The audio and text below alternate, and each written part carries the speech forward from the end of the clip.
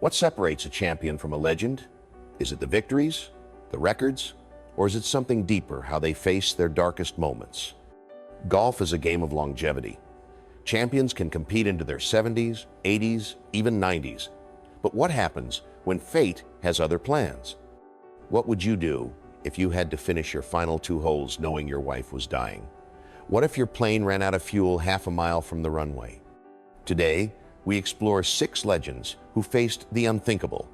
Their final chapters reveal something more powerful than any championship. Are you ready to witness where greatness meets its ultimate test?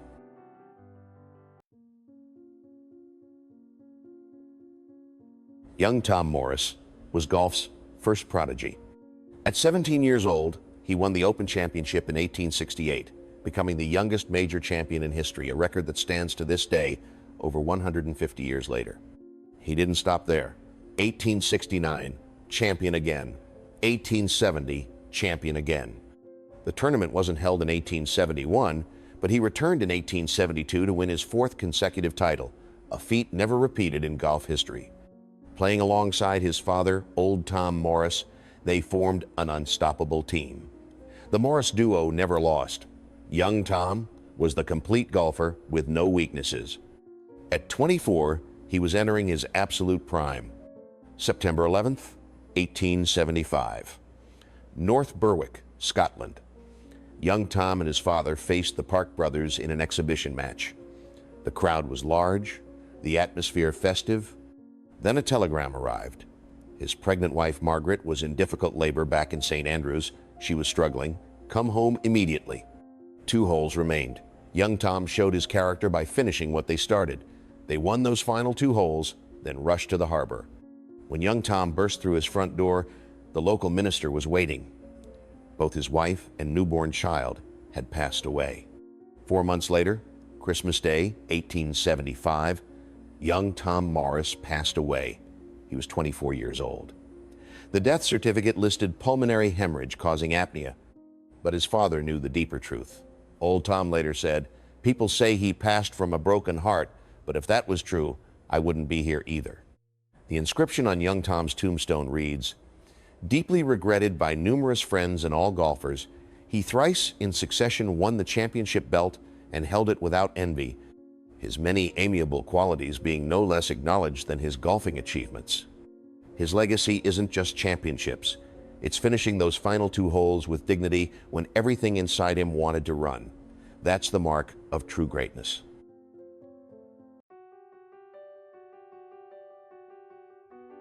Babe Didrikson Zaharias wasn't just a golfer. She was an Olympic gold medalist, a baseball player, a basketball star, arguably America's greatest female athlete. In golf, she won 10 major championships and brought women's golf into the spotlight. She once said, "It's not enough just to swing at the ball. You've got to loosen your girdle and really let the ball have it." 1953, doctors diagnosed colon cancer. She underwent surgery to remove part of her colon and had to wear a colostomy bag, an artificial opening for waste removal. Most athletes would have retired. Babe had other plans. 14 months later, she did the impossible. July 1954, Babe won the U.S. Women's Open by 12 strokes, playing 36 holes on the final day while wearing a colostomy bag. She never let anyone see her suffer. Her fellow competitor, Patty Berg, said, "I don't know how Babe could summon enough strength to play 36 holes on the final day and win so convincingly." 1955, the cancer returned. Despite playing only 8 tournaments that season, she won twice, including her final victory at the Peach Blossom Open. After that, golf became impossible. But Babe needed one last goodbye. 1956. Knowing her time was limited, Babe asked a friend to drive her to Colonial Country Club in Fort Worth. She didn't bring clubs. She didn't take a single swing. She walked the course alone, hole by hole, running her hand gently across each green, touching the grass, feeling the game she loved one final time. A silent farewell to the only thing that could make her feel free. September 27th, 1956, Babe Didrikson Zaharias passed away at age 45, at the peak of her influence That walk at Colonial, no scorecard, no competition, just her hand on the grass, remains the most poignant moment in golf history. She taught us this: champions aren't defined by what they can do at full strength. They're defined by what they refuse to surrender when everything is taken away. Cancer took her body, but it never touched her warrior spirit. That spirit lives in every woman who picks up a club today.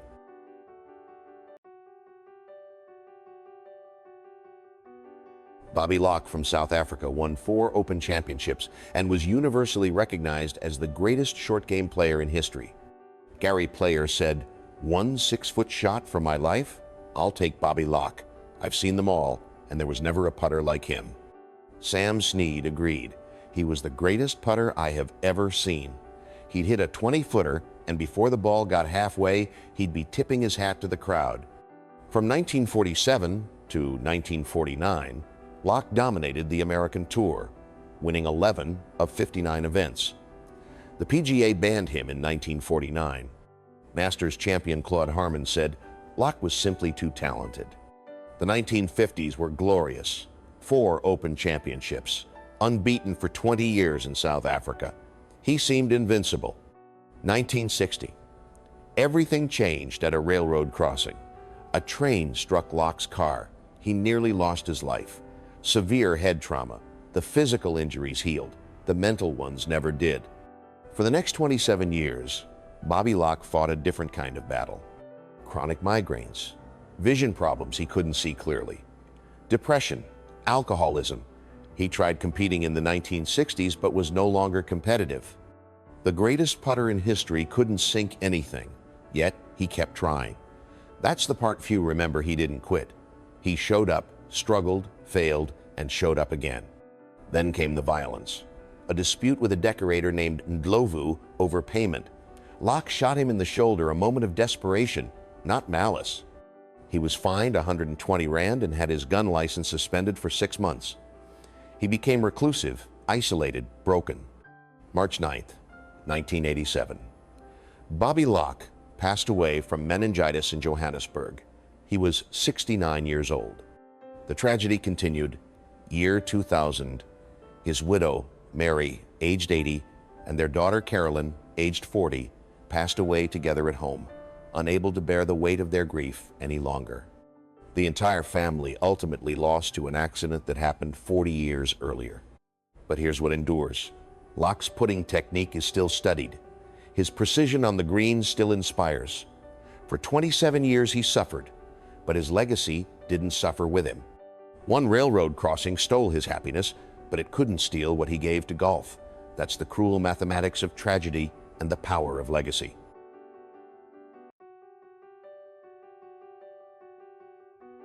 Tony Lemma earned his nickname Champagne Tony in 1962 after promising to buy champagne for the press if he won.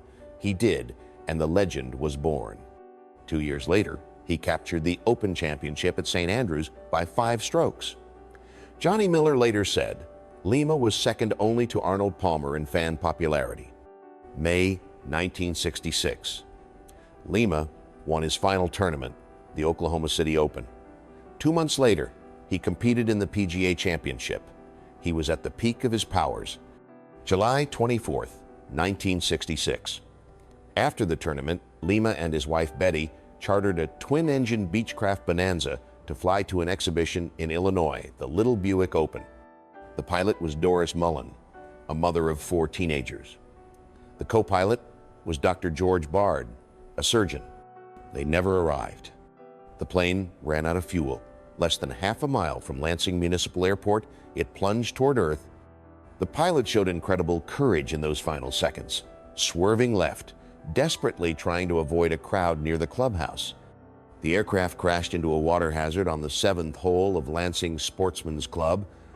All 4 perished instantly. Tony Lemma was 32 years old. His 4-year-old son David lost both parents in one moment. A golf historian later wrote, between 1962 and 1966, Tony Lemma won 12 times on tour, finished second 11 times. He did not miss a cut in those 4 years. Had he not been lost, history might have been written about the Big Four: Palmer, Player, Nicklaus, and Lemma, not just the big three. The darkest irony? The plane crashed on a golf course, the place Lema loved most. A memorial marker stands today at the 7th hole of what is now Lansing Country Club. Lema's legacy isn't the tragedy, it's the joy he brought to golf. The champagne celebrations, the smile that lit up every room. In 4 short years of dominance, he showed us that greatness isn't just about winning, it's about how you make people feel. That spirit never crashes, it lives on.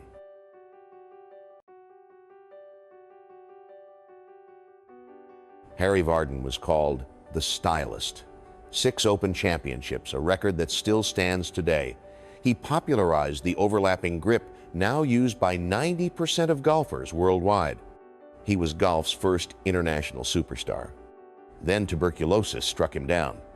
1903. After winning his 4th Open, Vardon was diagnosed with the disease. He spent months recovering at Mundesley in Norfolk, coughing blood into handkerchiefs. The tuberculosis damaged nerves in his right hand, giving him the yips, a tremor that made short strokes nearly impossible. Golf writer Bernard Darwin wrote, "Anyone who saw him in his prime will not disagree that a greater golfing genius is inconceivable." But Gene Sarazen, remembering Vardon in the 1920s, said something heartbreaking. "Harry was the worst putter I had ever seen. He did not 3-stroke, he 4-stroke." Peter Allis noted the tragic transformation. He was considered among the best putters in golf before the disease struck. Vardon's true greatness emerged. Instead of retiring, he adapted. If he couldn't rely on his short game, he'd perfect everything else. He won 2 more Opens in 1911 and 1914 despite his ruined short game. His last championship was in 1929 at age 59. He continued working as a club professional at South Herts until his body could no longer climb stairs. March 20th, 1937, Harry Vardon passed away at his home in Totteridge Lane, London. He was 66. The cause? Pleurisy, likely lung cancer, his lungs destroyed by tuberculosis and a lifetime of smoking. The PGA of America created the Vardon Trophy immediately after his passing, an honor still awarded today. His legacy isn't the championships, it's this. When disease took away his greatest weapon, he found new ones. He won 2 majors with 4 strokes on the greens. That's not just skill, that's refusing to surrender. Your hands grip a club the Vardon way because one man wouldn't let tuberculosis define him.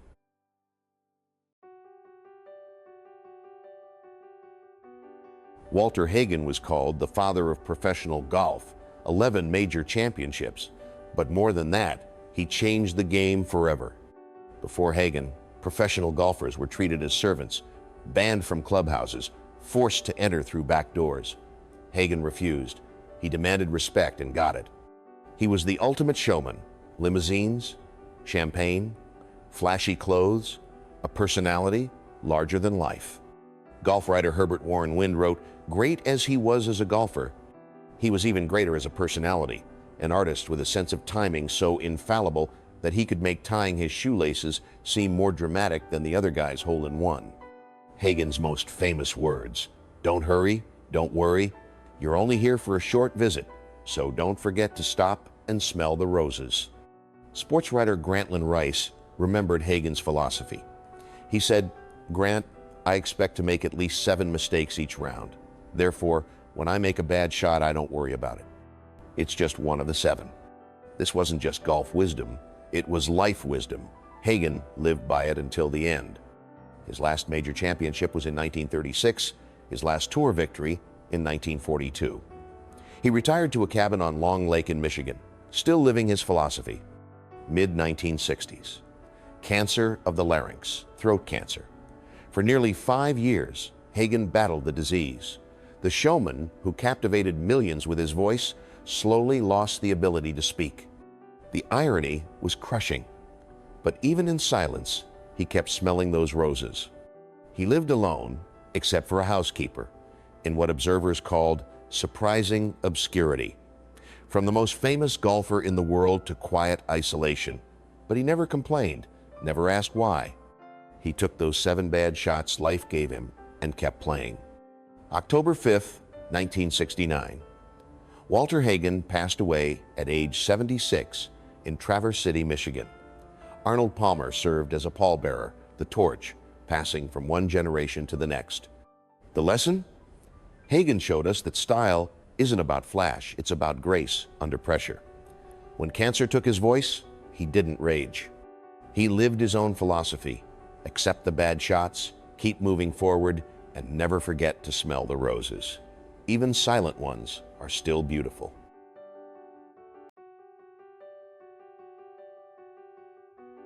Six legends, six tragedies. From 1875 to 1987, over a century of stories, but the pain is timeless. These six champions show us that greatness isn't measured by championships alone. It's measured by how you face adversity. Young Tom finished those final two holes, despite knowing his wife was dying. Babe touched the greens one last time, unable to swing, but still feeling the game. Locke's short game legacy lives forever despite 27 years of pain. Vardon won 2 majors after losing his greatest weapon. Hagen smelled the roses even while dying. Bobby Jones once said, "In golf, as in life, you must play the ball as it lies, even when it lies in the darkest places." These six played the worst lies imaginable, but they finished their rounds. That's why we remember them, not for their scorecards, but for their courage.